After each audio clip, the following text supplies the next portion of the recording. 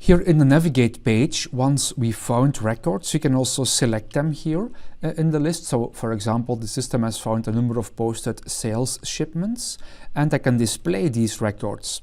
And if I click on the find or the show button, they are displayed here in a list because there is more than one record.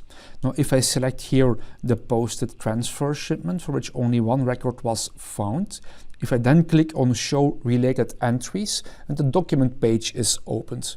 So if I click on the show related entries button, the system knows which page to open depending on the table that I have selected, and it will either be the list or card or document page depending on the number of records which are found. Now, how does this work from a technical point of view? But if I go back to the navigate page in the actions part, then you will notice that there is also this show button on which I can click. This show button executes the show records function.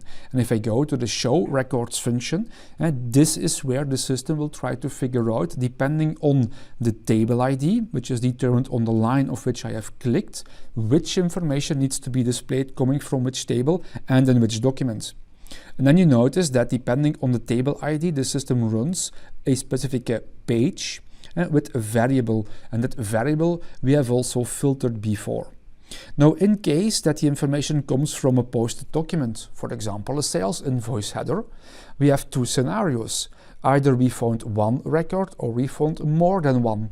Well, if the number of records is exactly 1, then the system will open the document page.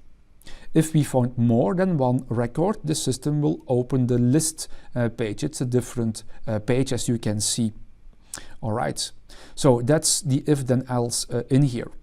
Now, if I scroll a little bit further, you might also see another representation of the code in the if then else statement. In the case that there is more than one record, we can either say to open the list page specifically, or you can say page.run 0.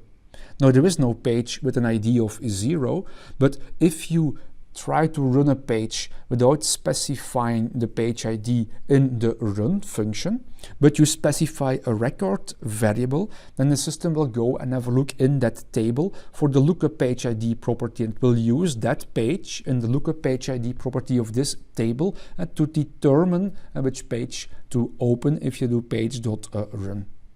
So this is the code and that we find in the show records function. We run a page, and depending if it's more or less than one record, we display the card or the document page.